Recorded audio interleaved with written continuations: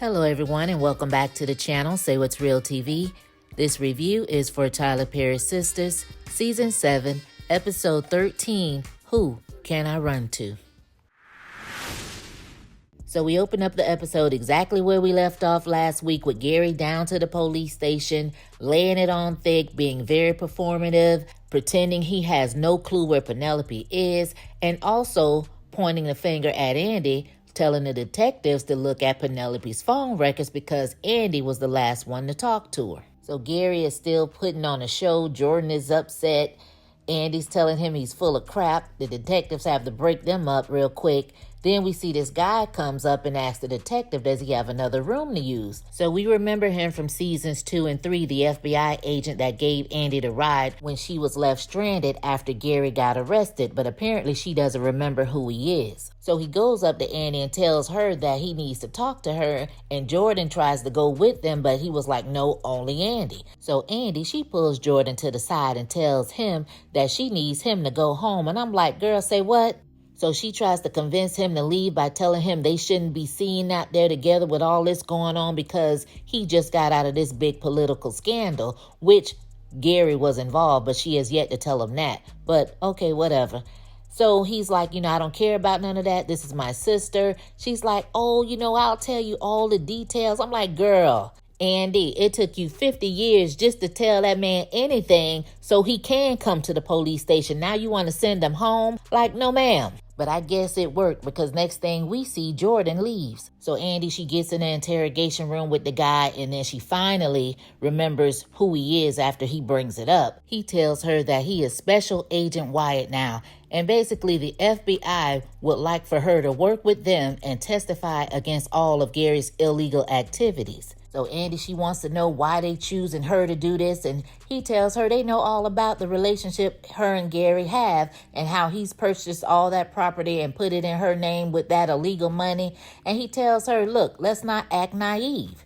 And I'm like, it's not an act. So now you see her shaking in her boots. She's trying to deny. And he basically just tells her, look, you can either work with us or it's going to be very hard for you to separate yourself. So we then see Gary walking outside the precinct, meeting up with Hudson, and he's acting all like he can't be touched, saying that he's glad they got there first because the police don't have a clue, not knowing that they are currently plotting and planning to take him down as he speaks. But he tells Hudson that he still needs him to do what they discussed, and Hudson told him that it was already in motion, but he thinks that whoever the so-called female is, he feels like she still may be a problem, and Gary vowed that if she gets in the way, he will make sure she regrets it. Now, we don't know if he's talking about the intern that he paid to set up Jordan or if they're talking about Andy. So they have this entire conversation outside of the car. They get in the car, they pull off, the camera pans, and we see that someone has been watching them the whole time. Who could it be?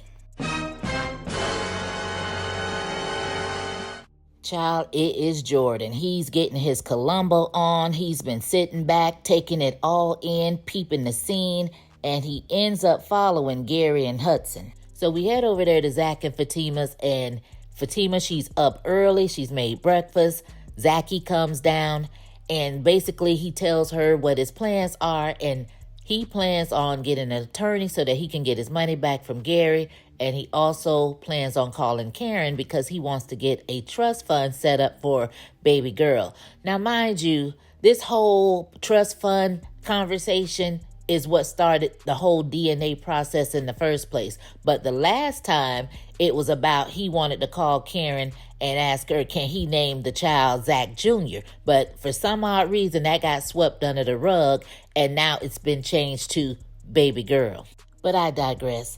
So Fatima, she tells him that he has 3 kids now and that the twins come as a package deal as if they're conjoined or Siamese twins or something.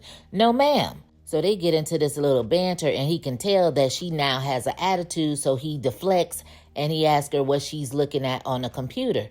So she's been researching the whole rare case that Karen has, and she tells him the name of it and the percentage of it and wonders how Karen, of all people, ends up with 2 different fathers for her twins, and lets Zach know that it's always something between him and Karen.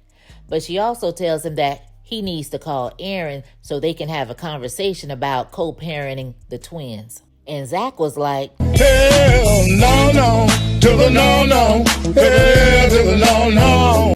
And Fatima is basically telling him it's not going to be as simple as he thinks it is, and he needs to take it one step at a time. So then Zach turns it back on her and asks her, like, why would you tell me you're fine when you're not? She lies and said, I am fine.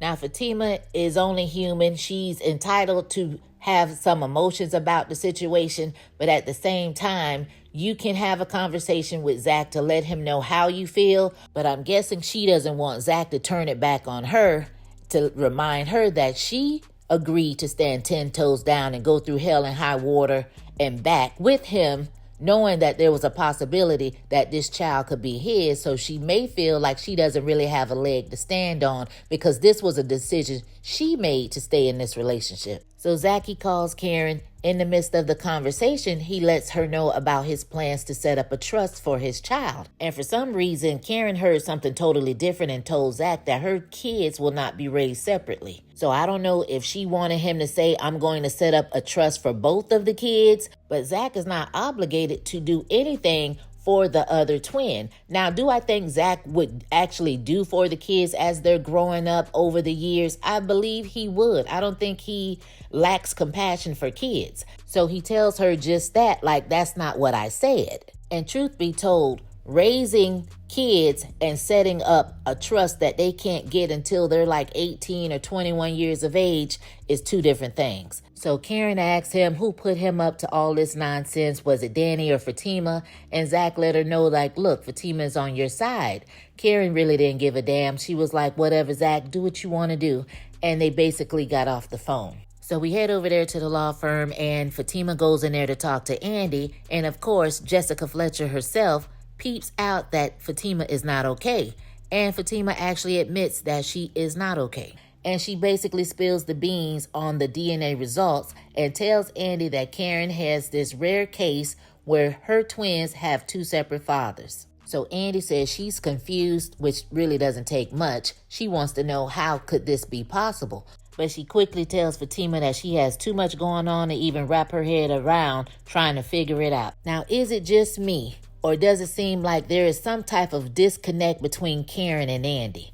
Now, every time something happens with Karen and this baby, like the first time she had the testing done, Andy knew nothing about it. Fatima rolled up wanting to leave work early so she can go be with Zach. Andy didn't have a clue and didn't care. So now the results are in. She still doesn't know anything about it. Granted, it just happened yesterday and everybody's still processing. But at the same time, she learns the news. She's confused by it, but really she seems like, okay, oh well, like I got too much going on to even give a damn. Because most friends would be like, okay, let me call my friend and check on her. But now I get that Karen is purposely keeping her information to herself because she really can't trust any of the girls because of their relationship with Fatima. I understand that. But I also feel like Andy is the type of friend that when she gets into a committed relationship that she's happy with, she disappears from her friendships until things start going crazy and she needs somebody to run to and cry on their shoulders about it. But child, that was just a side note. Anyway, Andy tells Fatima everything that happened at the police station where Gary was down there trying to point the finger at her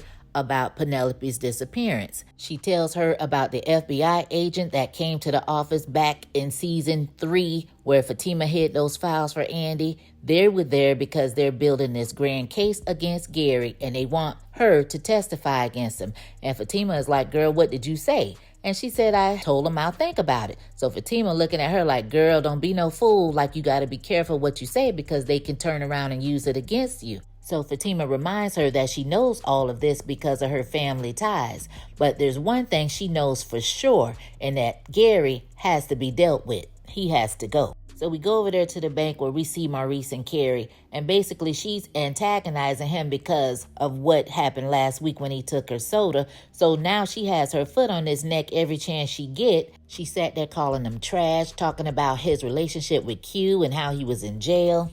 So we meet Miss Mabel, one of the bank customer who has been missing Maurice, and she heard the gossip that he was in jail, and Maurice let her know, look, that was a little mishap. But Miss Mabel didn't really care nothing about that. She was in there laughing, getting her life, listening to Maurice read Carrie down. So Carrie takes it upon herself to look over Maurice's shoulder while he processes Miss Mabel's SSI check. So Maurice, he starts talking to himself out loud, trying to make sure he stays calm because he knows what Carrie is trying to do. And he mentions something about keeping his hands to himself. So she blurts out, oh, are you threatening me? So Maurice let her know, look, I know what you're trying to do. Like, I'll be damned if I allow you to get me fired from this job when I just got it back. Maurice told her, try crystal meth, don't try him. So she said she was going to report him. Maurice said, I'm going to report myself.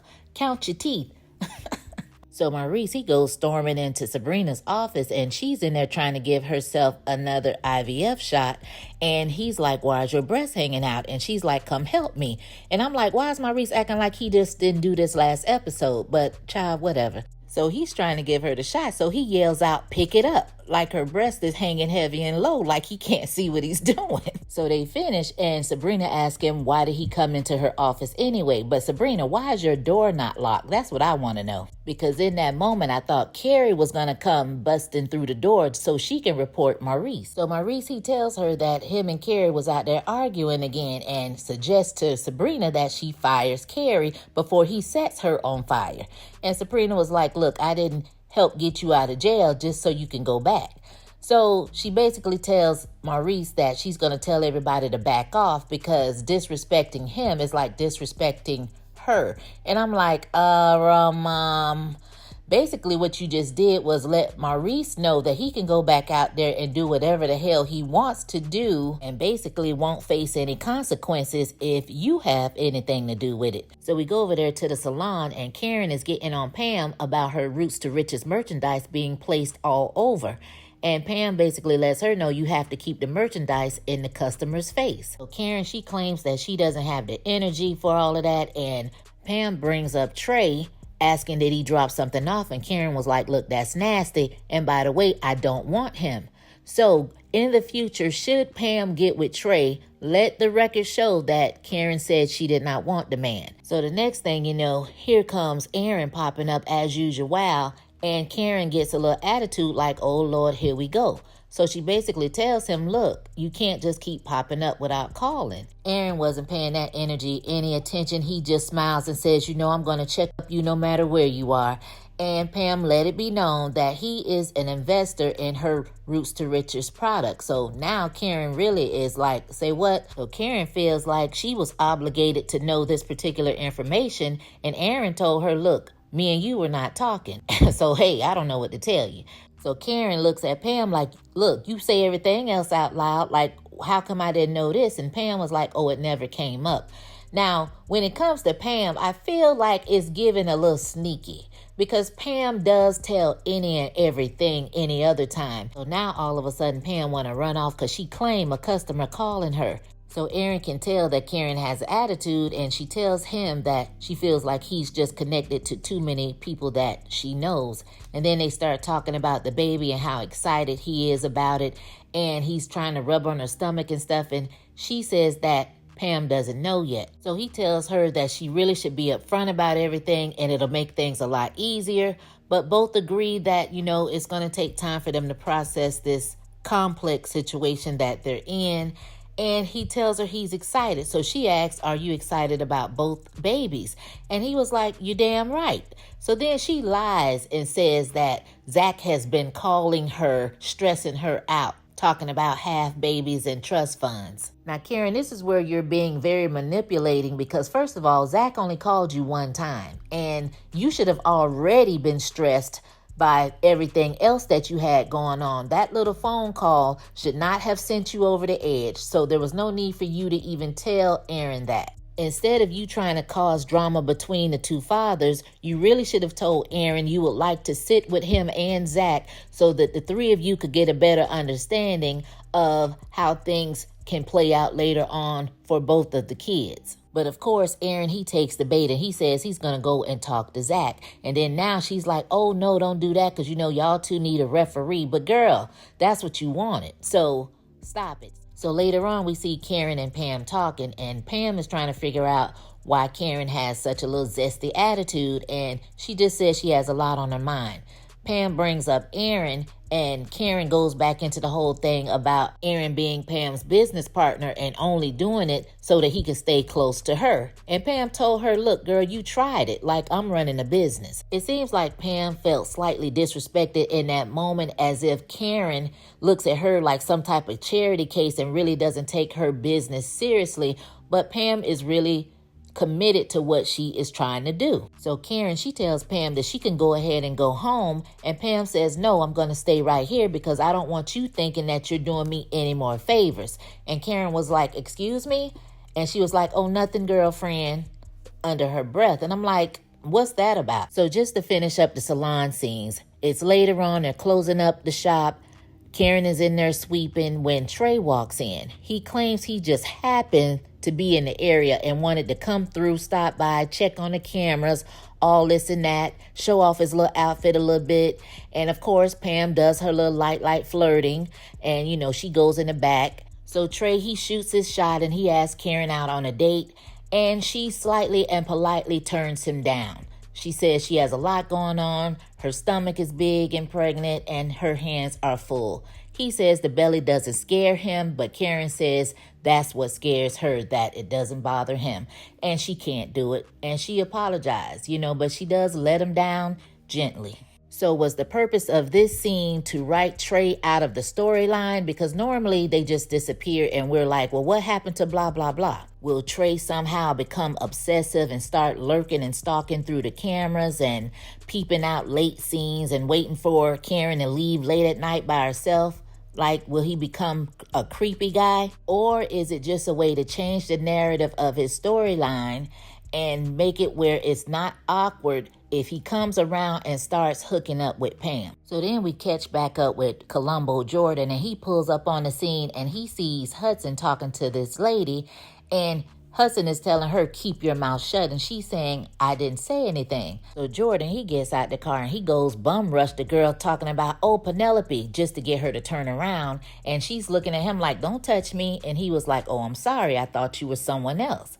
And she recognizes who he is, calls him by his whole government name, and says that she saw him on the news. And he was like, oh, no, my name is Raymond. So this is when we find out her name is Claire, and she used to intern with Gary. So he lies to her and says he's going to be interviewing with them and got her to give up Hudson's name. And she told him that Hudson was a jerk. And he was like, well, what about the other guy? Basically talking about Gary. What can you tell me about him? So she's looking around, knowing doggone well Hudson just told her to keep her mouth shut. But Claire is part of the class. A hard head will make a soft ass, because she takes Jordan down the street just to give up some dirt on Gary to a guy named Raymond she just met like 2 seconds ago. So we go out there to the basketball court. Zach is out there minding his business, letting off steam, when Aaron pops up. And of course, Zach is annoyed, like, you're stalking me. How did you even know I was here? Aaron claims it was a lucky guess. So Aaron repeats what Karen told him, and Zach was like, okay, Ann, I can't talk to my baby mother. So this is where Aaron started coming at Zach as if Zach said he wanted no parts of the kids at all, as if he was some type of deadbeat dad that ran from his responsibilities, and that was not the case at all. So Zach goes off on him and says, don't you have 2 kids of your own? Now, we know that those were not Aaron's biological kids from Fawn. When Fawn passed, the grandmother took the kids, and that was that. So Aaron tells Zach that since the grandmother has custody now, she has convinced the kids not to talk to him at all. So that's something that he's dealing with. So very briefly, they have a little tender moment, and Zach, he apologized because he says he didn't know any of that and maybe he should be checking on him. But as soon as Aaron brought up stop stressing Karen out, Zach went off again, basically telling Aaron, stop trying to be her knight in shining armor all the time. Just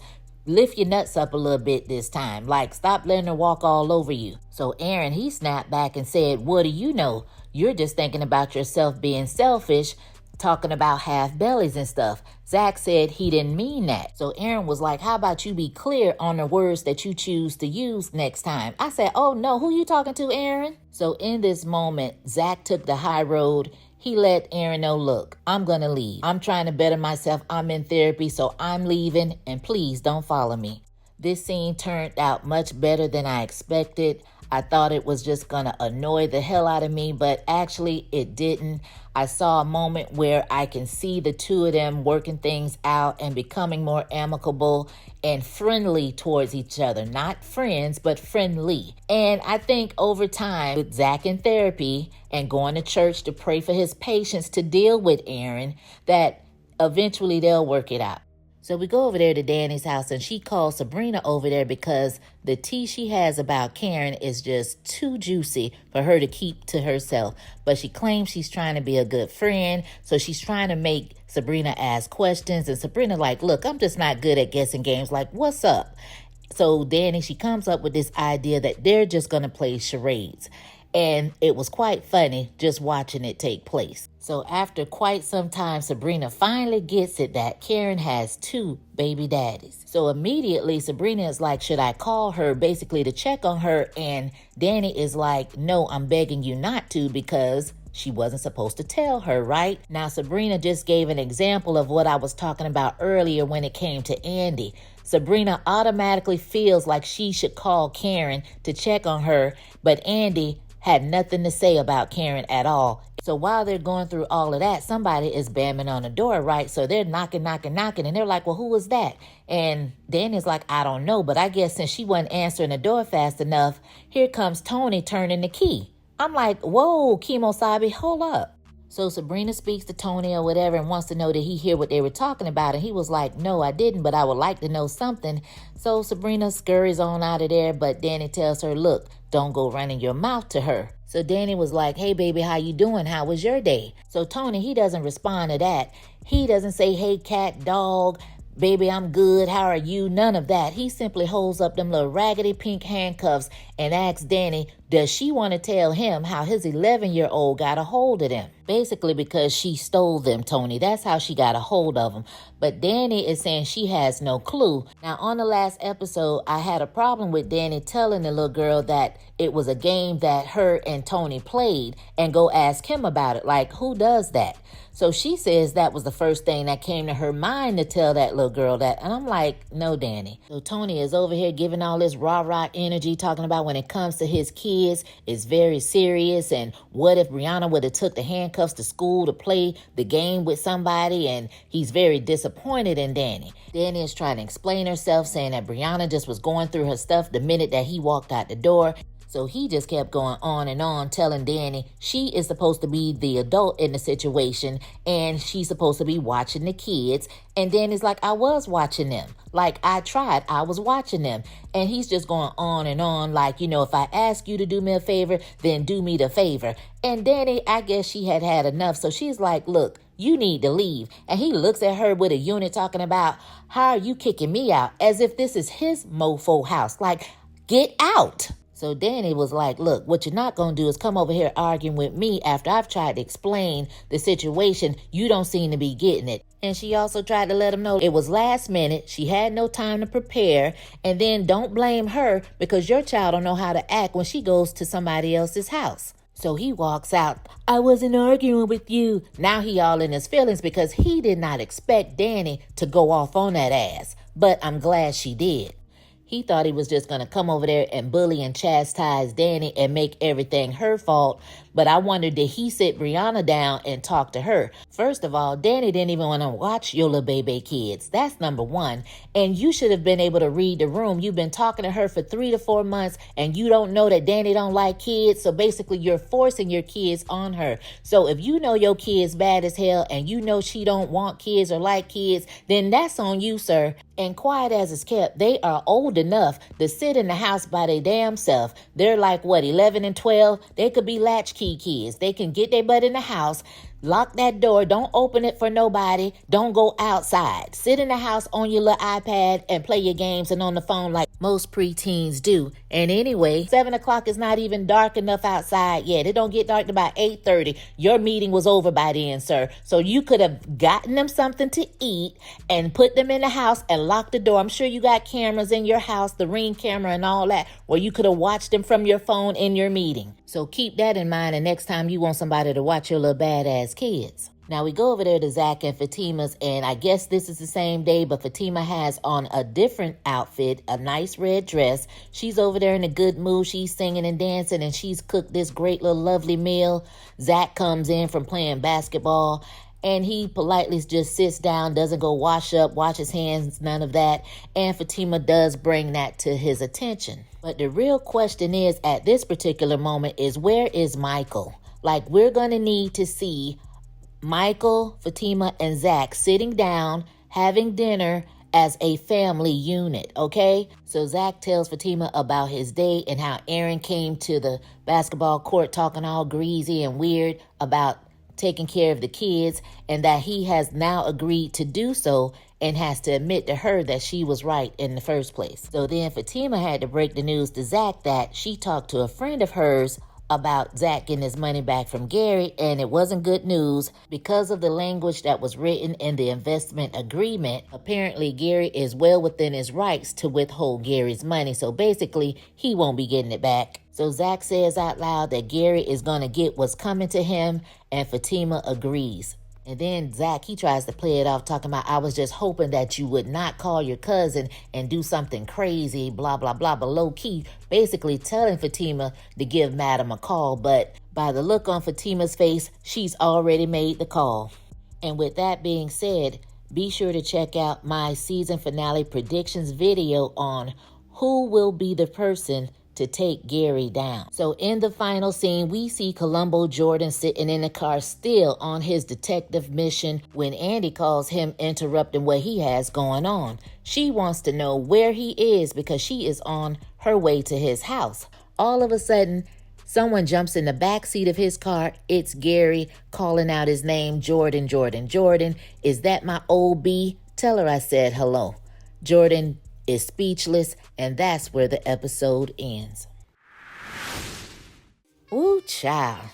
There were quite a few questionable moments throughout the episode. How did you feel about Zach only wanting to get a trust for his child initially? Did you think Pam was wrong for not telling Karen that Aaron invested in her Roots to Riches products? And also, what were your thoughts about Tony chastising Danny about his child taking the handcuffs from Danny's home? This episode was written by Lucien Christian Adderley and Richard Byrd Wilson. Drop down in the comments. Let me know what your thoughts were. Let's talk about it. As always, you guys, thanks for watching. Thanks for listening. And I'll catch you on the next one. Peace.